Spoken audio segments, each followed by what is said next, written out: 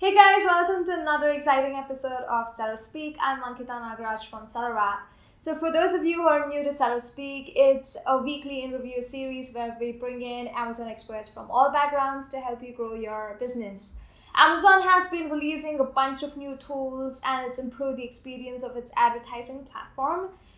Those of you who know how to use it effectively, it can be the most powerful way to drive sales.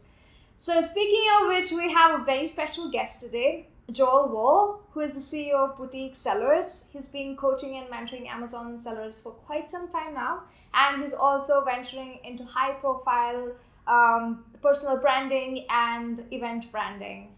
Very happy to have you here, Joel. Thank you for having me. So I actually don't do coaching or training.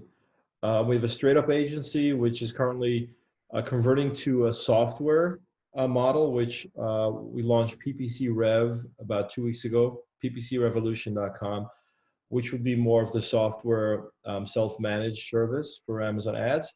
And boutique seller services actually will be a platform for different seller services.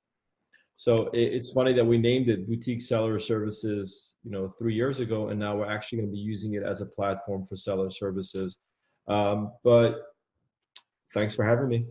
Fantastic. I'm just going to dive into the questions. So, the first topic that I want to pick for my first question would be keywords. I just want to understand if you have any specific process that you follow to pick keywords, because I've seen a lot of sellers just going about downloading a big keyword research report, and they don't really segregate it into different categories, different ad groups. They just add it into one single campaign. So, is there any best practice according to you to use these keywords? Wow, I love how you jumped right into it. Perfect. So that's why we're here. We want to bring value to sellers. Number one, keyword research typically has been done before you started advertising. And what I mean by that is typically smart, educated sellers know this.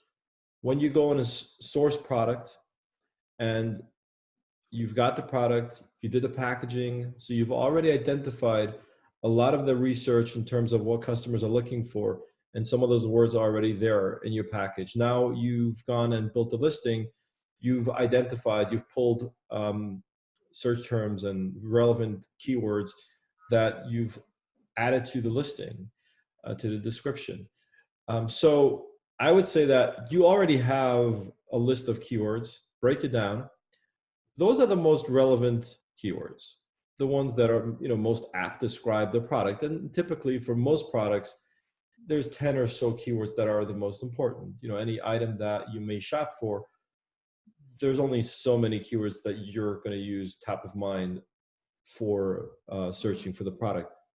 Now, in terms of advertising, though, you want to get as many keywords as possible because people do use all kinds of words to search for a product, even if the main words end up being 10 or so.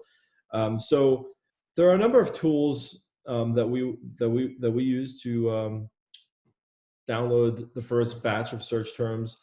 And I'd say that Amazon itself, if you've got a great listing and it's pretty descriptive, it's got all the right words in there, when you start a campaign, Amazon will give you a list of search terms that probably describe your product if Amazon understands it well.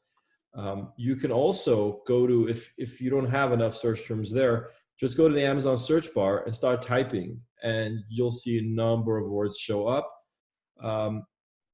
You can do that as well within the campaign setups. When you build a campaign, there is the option to start adding words. When you add words, it as well does that suggestive, what do you call that when they suggest suggestive search, I guess. And then you can do that in Google. I mean, you can play around with it, but ultimately at the beginning you want to have the main search terms there, and you want to break it up in different search types, so you have broad, phrase, exact. And once, if your product starts trending and there's traction and there's sales, so there's 10 sales, 20 sales, 30 sales, that gives you a number of new search terms and new keywords that you can use to continue to build up your campaigns. Interesting. I have another question for you about keywords. Do you go about picking different types of keywords, like brand-specific keywords, competitor keywords, or non-branded keywords, high-volume keywords, etc.? Do you have any processes around what type of campaigns to create for different types of keywords? Yeah, so when you start, it's a pretty good idea, just so you know the category, right? Like you say, brand Yeah. specific, or could be search specific too. Depends on the product, right? So if it was, I don't know, a dog leash, right? Mm-hmm. Just a random product, there may be searches for specific types of dogs. So you want to break it up. So you want to break each campaign up by a certain amount of ad groups. That helps you mostly identify which search types are coming in most and converting best. As time goes by, it's not really important how you categorize it, because ultimately you just want to know what keywords are converting best and double Mm-hmm. down on those. Interesting. So another reason why I'm bringing up all of these questions is because we get a lot of sellers from different backgrounds. Some of them could be beginner sellers who have never set up PPC campaigns before, right? So I wanted to be relevant to all sorts of sellers. I have a question, again, a basic question. This is going to be about bidding. So how do you go about choosing the bids for the keywords? Do you calculate the bids that you're going to place based on target, ACoS, or do you just take the suggested bid? Right. So there's many answers to that. It all depends really where you are. So let's say your brand new account, brand new product. How aggressive do you want to be? Mm-hmm. So let's say you're going to be very conservative, brand new account, brand new product. I would say stick with the suggested bid. Now, say that you are a new account, new product, but you want to be aggressive. It also depends on the category, right? So in health and beauty, if you want to be aggressive, you might want to go to a $5 click bid. In other categories, you might want to go to $1.50 if you want to be aggressive. So it all depends and by the way, you can, when you add keywords and Amazon gives you the suggested per each keyword, that's where you can kind of figure out how much should you be bidding. I'm personally pretty conservative, and I guide my team in a pretty conservative way. Don't go crazy with bidding, because ultimately, even if you win it, it might just drain you and it might not even help your ranking. So try to go conservative and build organically. If you've been running them, now you always want to have a target ACoS, and I mean we can talk about that, but it's up to your questions. Very important to have a target ACoS, and when you do that, that is what you use to define your bid threshold. So I don't want to use. Let me just try to be very straightforward and simple. So say you're selling that set example of dog leash, which is a $20 product, and you're fine with, let's say, a 25% ACoS target, which during the regular life cycle of the product, 25% as an ACoS is pretty good. So then you look back, right? Whether it's a week or whether it's a month back, depending on how you want to set your workup, and you're going to go back on every single search term, the ones that you're pulling from the reports, as well as the ones that are already in your dashboard, and you're going to be adjusting those, adding and adjusting those. So if a search term has been running for the last 2 weeks, whatever, for a set date range at 35% ACoS, your target is at 25%.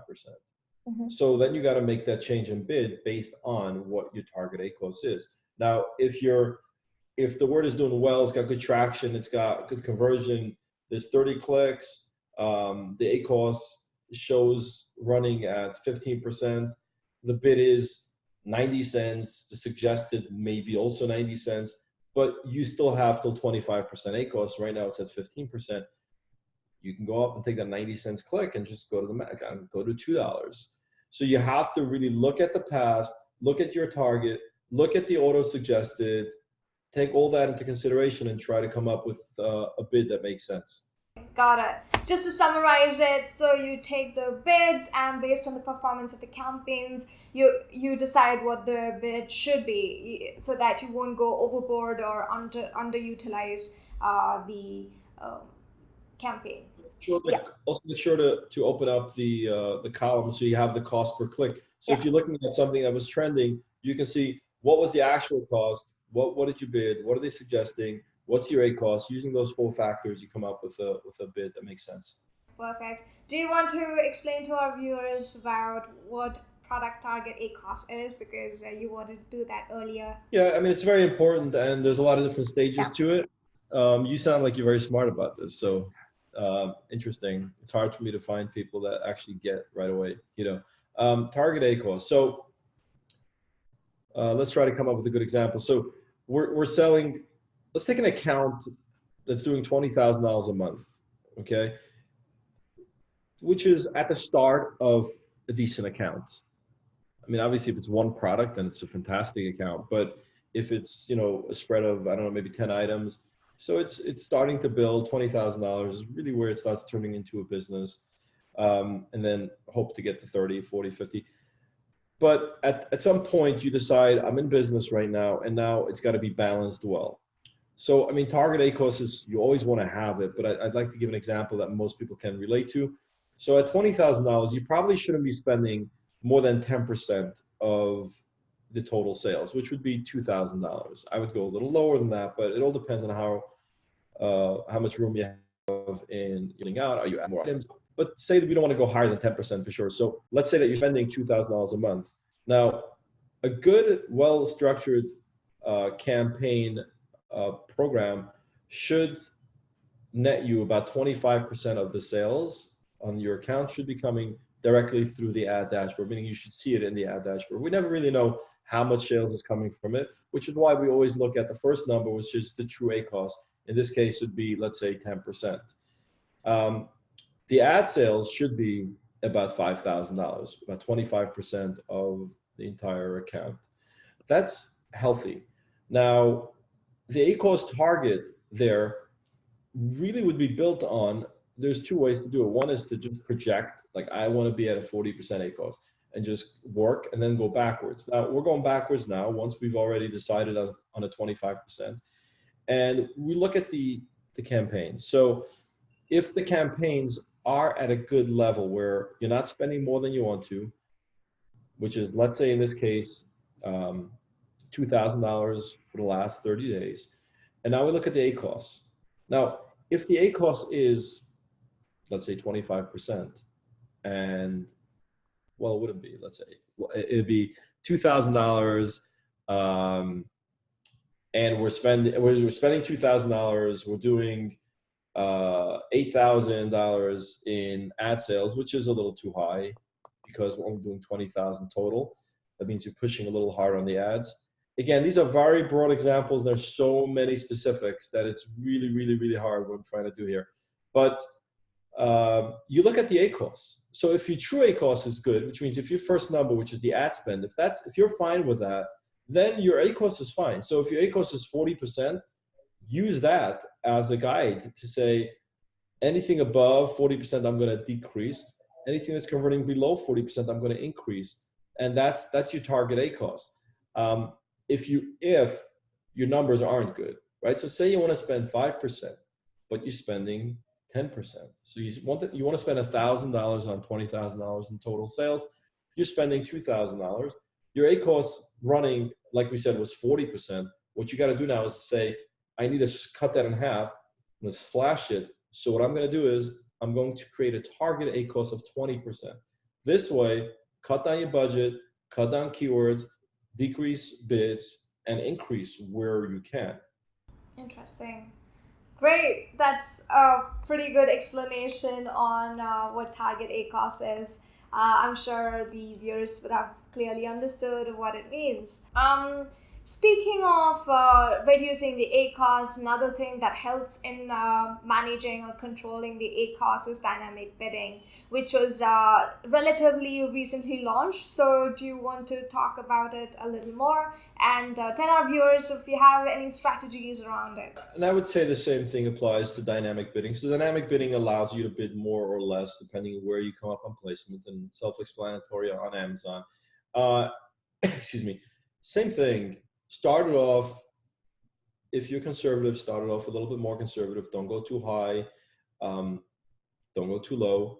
And if you're more aggressive, if you're a little bit more risk averse, go more aggressively. So just max it to the top. So if they tell you that show up to the top of the first page by increasing to 100%, great, increase to 100%. But when we look back, so you did whatever you did at the start. Now it's a month later. It's 3 weeks later, however you want to set that time period. Now you want to go back and say, dynamic bidding on this dynamic bid, I'm running an ACoS of 80%. I got to be at 40. I'm going to cut that in half, whether it's the bid, whether it's the percentage, however it's set up on your end. So it's kind of the same thing. You set it as high or low as you want, but then you always got to go back and look at your numbers and say, what's my spend? What's my true ACoS? What's my actual ACoS? Where do I want to, go from there? Right, got it. So that would be talking about the placement multipliers, right? The placement bids. Do you have anything to say about the dynamic bidding strategies like up and down only, fixed bids?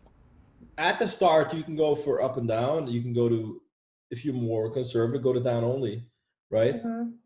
Same thing there. Now, if you chose up and down and your ACoS is too high, one of the things that you want to do is to go maybe to down only or to set bids. Right, yeah. I know, got it. Okay. Yeah. I know a lot of sellers, like there's all these things going on. They want to know what to do. Yeah. So these are important questions, but ultimately it's really pretty straightforward. Got it.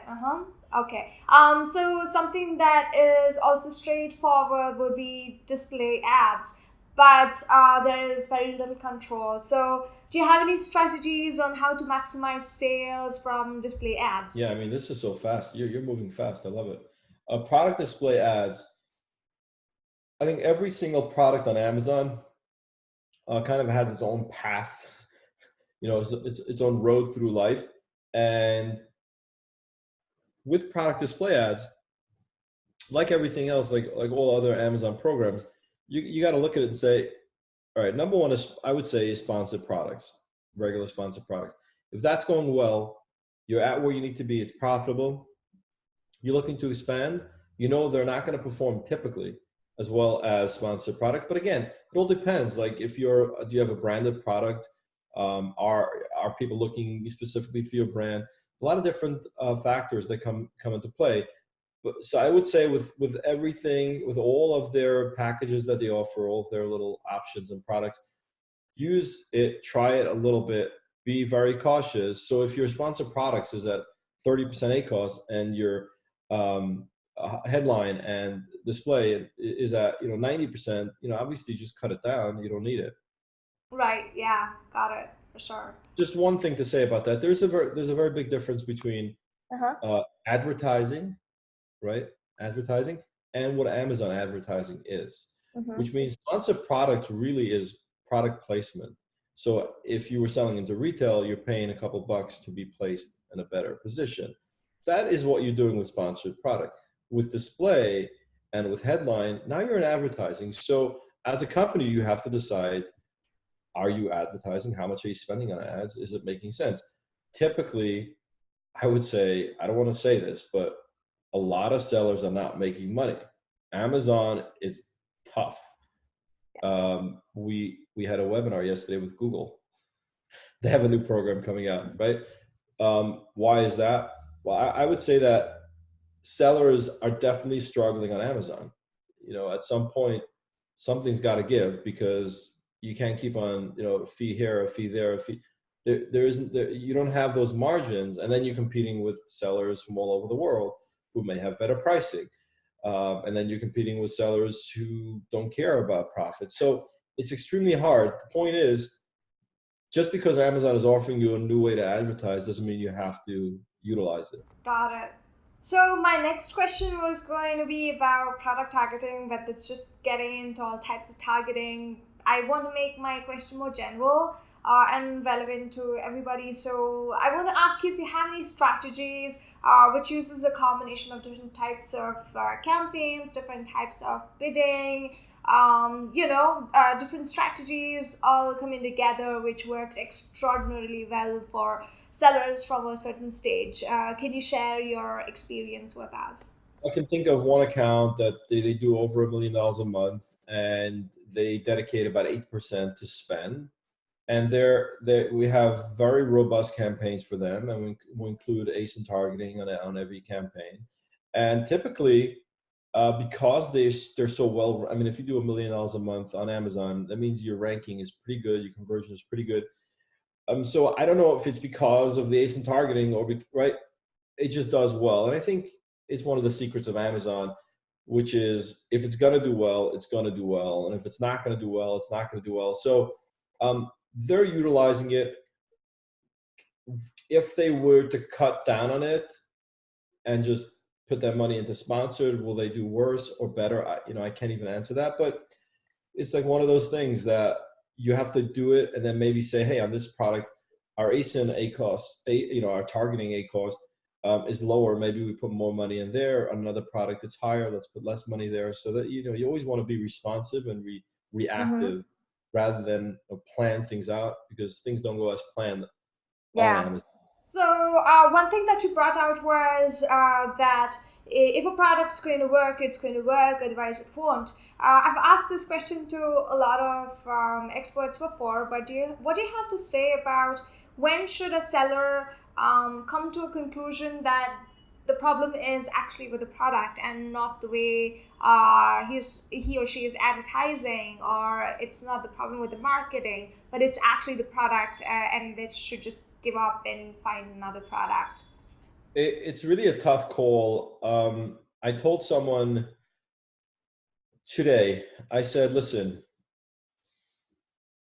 if you've done everything on the listing, because in my opinion, the pictures, video, EBC, they're the most important. And a lot of sellers will tell you that, big sellers will tell you that.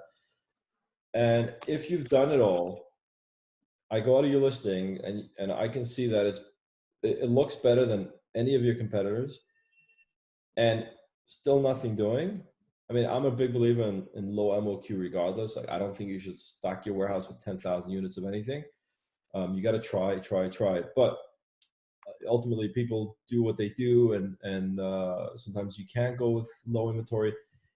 Point is that if you've done it right, you really have done everything you can. Maybe you did early reviewer, maybe you did Vine, you got some reviews, you got a really good listing, and the thing is not working. You played with the pricing up and down. Just give up on it. I mean, there's millions of products that you can be working with. But if you haven't, then you got to say, I'll invest $1,000 with a great photographer or listing company, rather than going to spend 10,000 to go research and develop your next product. So that's like very simple, basic advice. Got it. Yeah, sure. So I want to ask you something. I've seen a lot of your LinkedIn posts saying you've achieved an ACoS as low as maybe 2% or 4%. Is there anything that you consistently follow to get these ACoS, preferably for low product average order value and low brand value sellers? I didn't understand that last part of your question. Okay, so I just want to know if you have any specific process that you follow, that you replicate across different accounts to achieve low ACoS and a high ROI. I'd say pretty much. I mean, sometimes you have to go a little deeper. Sometimes you got to go a little wider. But ultimately, it's really, like I said, it's paying money for placement. So just to dumb it down, because I think very slow and very dumb terms. So look at two products at Walmart, right? Everyone knows Walmart. So there's a bottle of Coca-Cola that could be on any shelf in the store. People go find it and buy it, right? And then there's some random product in, I don't know, sewing needles that, if it's an aisle 42 at the bottom, you're never going to find it. You're never going to buy it. And if you pay a little bit money to have it at the end of the aisle, let's say at the sewing and knitting aisle, at the end of it, at the cap, yeah, maybe it'll do better. Ultimately, the Coke will fly if it's at the end of the aisle, right? If it's at the cash. So yeah, certain products will have a 3% ACoS because it's already flying off the shelf. Yeah. I mean, 3% is usually would mean that not very competitive, very low bids, high brand value. what? High brand value and high average order Yeah, value. it's like $100 product that takes clicks to convert. Yeah. So $1.50, 1.5% ACoS. I would say that large scale accounts, because you have so much data, because you have so many products, so you have all that leverage, you're going to have a lower ACoS. So I don't get caught up with numbers. I think as a seller, you got to do what works for you, what works for your profit, what works for your numbers. Yeah. And you have to be a realist about what you need to do to get it there. I agree with you. Unfortunately, we're running out of time and we'll have to wrap it up. Do you have any last minute advice for our viewers? I think we covered a lot in a very short period of time. I can't say I've done something like this before in such a succinct, concise way. Really, thank you for that. For the viewers, I'd say listen, the number one number you got to look at is not the ACoS, it's the true ACoS. On a monthly basis, you have to reevaluate every single month. What is your total sales? What is your total spend? Does that make sense for you or not? And then pivot your strategy. And if you do this every month, you're fine. Majority of sellers I talk to never do this. Yeah, I couldn't agree more. Fantastic advice. Thank you so much again, Joel. This was a great session. I learned a lot, and I'm sure our viewers have learned a lot as well. And if you are going to implement any of these strategies, do let us know how it goes in the comment section below. I'd like to thank you again for coming on to the show and sharing your experience with us. Don't forget to like our video and subscribe to our channel for more great content. And I will see you again with another fantastic video very soon. Thanks for watching the video.